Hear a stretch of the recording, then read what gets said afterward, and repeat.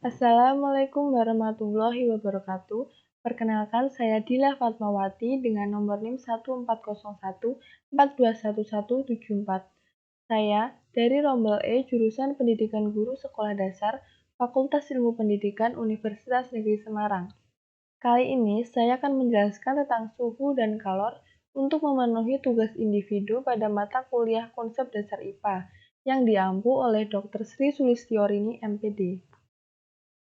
Materi yang pertama yaitu suhu.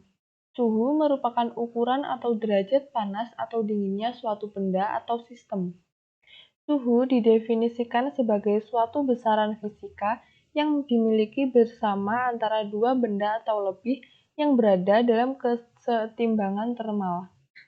Suatu benda yang dalam keadaan panas dikatakan memiliki suhu yang tinggi, dan pula sebaliknya, suatu benda yang dalam keadaan dingin dikatakan memiliki suhu yang rendah. Perubahan suhu benda baik menjadi lebih panas atau menjadi lebih dingin biasanya diikuti dengan perubahan bentuk atau wujudnya. Misalnya, perubahan wujud air menjadi es batu atau uap air karena pengaruh panas dan dingin.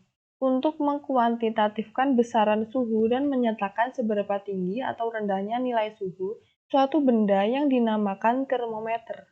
Secara umum, dilihat dari hasil tampilannya, ada dua jenis termometer yang biasa kita kenal, yaitu termometer analog dan termometer digital. Kemudian, materi yang selanjutnya yaitu termometer. Sifat fisika yang mengalami perubahan karena suhu benda berubah dinamakan sifat termometrik. Sifat-sifat termometrik inilah yang dijadikan prinsip kerja sebuah termometer. Termometer zat cair yang sering kita jumpai, umumnya menggunakan raksa atau alkohol. Pada dasarnya, raksa dan alkohol digunakan sebagai zat pengisi termometer karena keduanya memiliki sejumlah kelebihan dibandingkan dengan zat cair lainnya. Beberapa kelebihan air raksa. Yang pertama, raksa tidak membasahi dinding kaca tabung termometer, sehingga pengukuran suhu dapat dilakukan secara lebih akurat. Yang kedua, raksa cepat mengalami panas dari benda yang akan diukur suhunya, sehingga mudah dicapai keadaan setimbang termal. Yang ketiga, pemuaian raksa terjadi secara teratur. Yang keempat, raksa mempunyai warna yang mengkilat, sehingga menjadi mudah diamati. Dan yang kelima, termometer raksa mempunyai jangkauan ukur yang lebar, yaitu sekitar 356,9 derajat Celcius. Namun demikian, raksa juga memiliki kelemahan, di antaranya tidak dapat mengukur suhu yang rendah. Selain itu, raksa merupakan zat yang sangat beracun, sehingga apabila tabung termometer yang berisi cairan raksa pecah, hal ini akan menjadi sangat berbahaya. Oleh karena itu, biasanya digunakan cairan alternatif lain, yakni alkohol sebagai pengganti raksa untuk mengisi tabung termometer.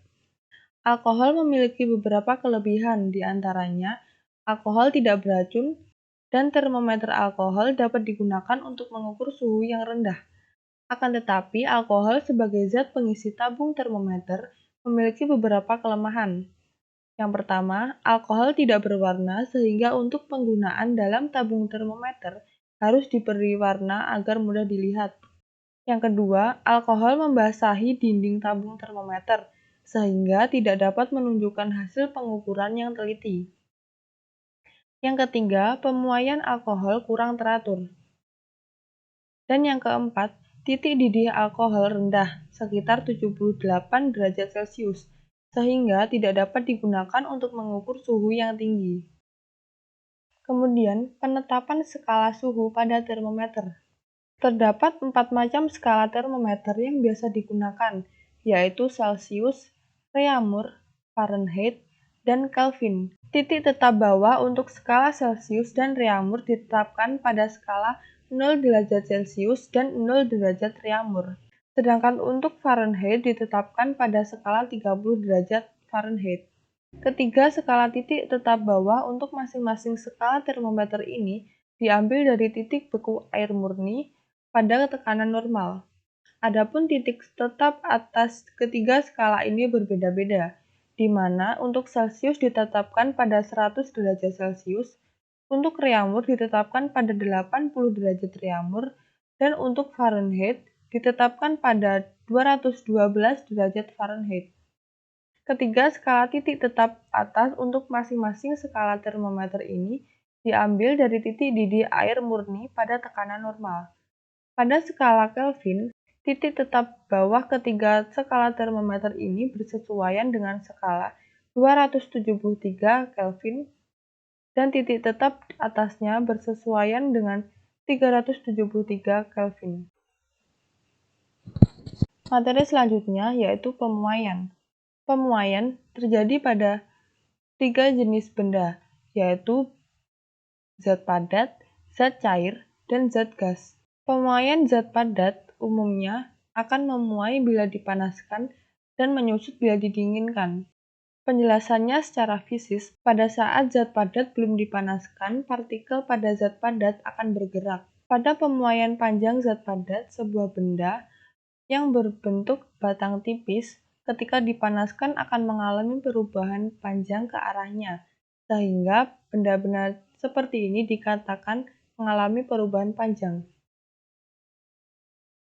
Kemudian, untuk pemuaian luas, bila zat padat yang dipanaskan tidak berbentuk batang pipih, melainkan berbentuk pelat atau kepingan, maka pemuaian tidak hanya terjadi ke arah panjangnya saja, tapi juga ke arah lebarnya. Atau dengan kata lain, zat padat tersebut mengalami pemuaian luas. Dan yang ketiga yaitu pemuaian volume. Idealnya, suatu zat padat tidak hanya akan mengalami pemuaian panjang atau pemuaian luas, tetapi mengalami pemuaian volume atau pemuaian ruang. Hal ini dikarenakan pada dasarnya bagaimanapun bentuk suatu benda padat selalu memiliki dimensi ruang, sehingga pemuaian zat padat ketika zat padat itu dipanaskan adalah memuai ke segala arah atau mengalami pemuaian volume. Kemudian, pada pemuaian zat cair akan memuai ketika dipanaskan. Oleh karena zat cair memiliki bentuk yang tidak tetap atau mengikuti padanya, maka pemuaian yang terjadi pada zat cair adalah pemuaian volume. Pemuaian ini dapat diteliti dengan menggunakan alat yang dinamakan dynamometer, yaitu sebuah labu gelas yang mempunyai pipa kecil berskala. Pada pemuaian zat cair, terjadi fenomena anomali air. Pada suhu 0 derajat Celcius hingga 4 derajat Celcius, air menunjukkan perilaku yang berbeda, di mana bila dipanaskan maka volumenya akan menyusut atau berkurang, dan bila didinginkan maka volumenya akan mengembang atau memuai. Jadi, bila air dipanaskan dari mulai suhu 0 derajat Celcius hingga 4 derajat Celcius, volumenya akan berkurang, dan pada suhu lebih dari 4 derajat Celcius, volumenya akan bertambah. Kemudian, pada pemuaian zat gas, pemuaian yang terjadi adalah pemuaian volume. Untuk mengetahui pemuaian pada gas digunakan alat yang dinamakan dynamometer, yang berupa sebuah labu kosong yang digunakan secara terbalik dan ujung pipanya dimasukkan ke dalam air. Udara dalam dynamometer suhunya dinaikkan dengan cara memegang bola dynamometer dengan tangan. Karena suhu tangan lebih tinggi daripada suhu udara dalam bola kaca, maka suhu udara dalam bola kaca akan meningkat. Kenaikan suhu udara tersebut menyebabkan pemuaian gas di dalam tabung, sehingga dari ujung pipa dynamometer yang tercelup akan keluar gelembung-gelembung udara, dan ini menunjukkan bahwa udara di dalam dynamometer memuai dan mendesah air hingga keluar dari pipa. Pemuaian pada gas memenuhi 3 hukum fisika, yaitu hukum Boyle, hukum Charles, dan hukum tekanan.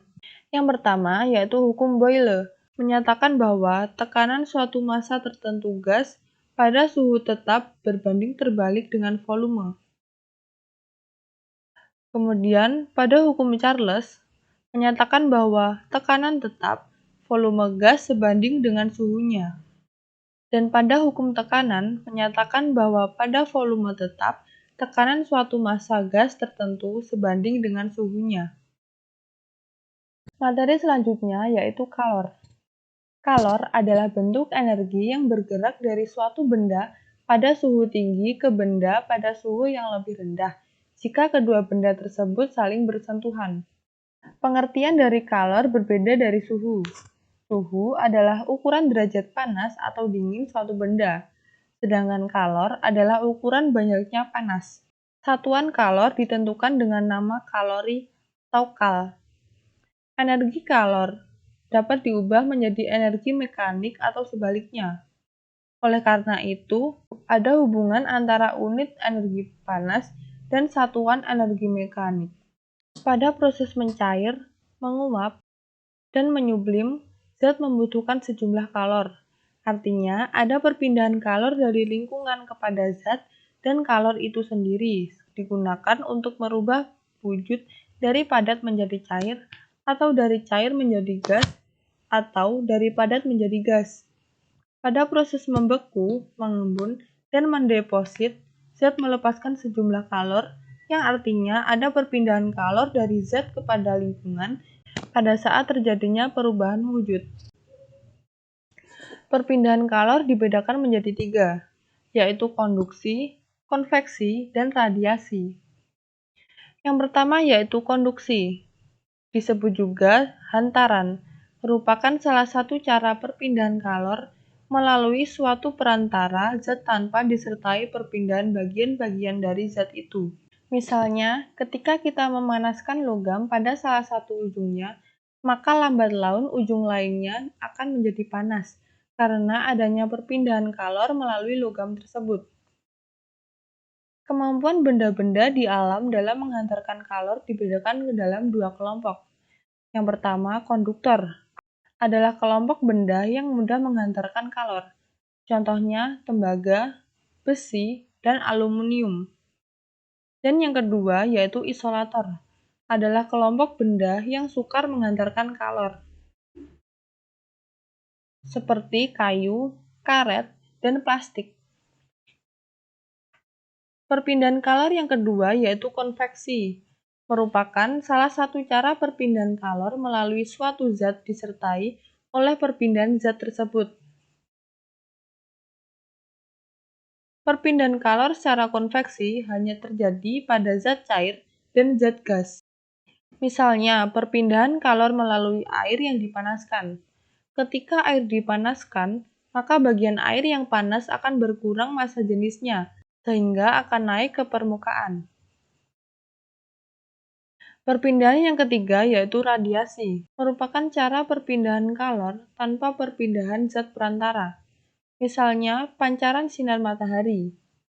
Panas dari matahari dapat sampai ke bumi, walaupun jarak antara bumi dan matahari sangat jauh, dan di antara bumi dan matahari terdapat ruang hampa. Selanjutnya, ada kapasitas kalor.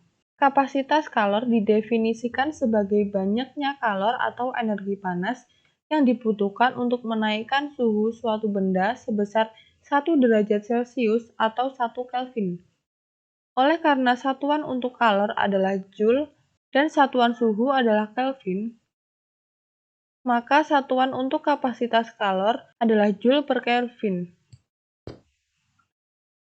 Kemudian, kalor jenis. Kalor jenis suatu zat didefinisikan sebagai banyaknya kalor yang diperlukan untuk menaikkan suhu 1 kg zat itu sebesar 1 derajat Celcius atau 1 Kelvin. Atau dengan kata lain, banyaknya kalor yang diperlukan untuk menaikkan suhu suatu zat sebanding dengan perubahan temperatur dan massa zat tersebut.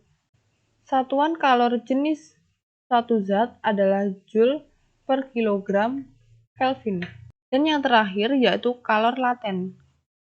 Kalor yang diperlukan oleh suatu zat untuk berubah wujud dinamakan kalor laten. Dan besarnya kalor laten ini berbeda-beda, bergantung dari jenis zatnya. Nilai kalor laten zat ini bergantung pada proses perubahan wujud yang terjadi. Pada saat benda melebur, maka kalor laten yang digunakan adalah kalor laten lebur dan biasanya disebut kalor lebur atau kalor beku. Pada saat benda menguap, Maka kalor laten yang digunakan adalah kalor laten didih dan biasanya disebut kalor didih atau kalor uap. Berikut adalah sumber yang saya gunakan untuk mencari materi-materi di atas.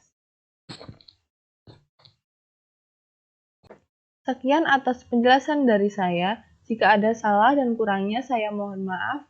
Wassalamualaikum warahmatullahi wabarakatuh.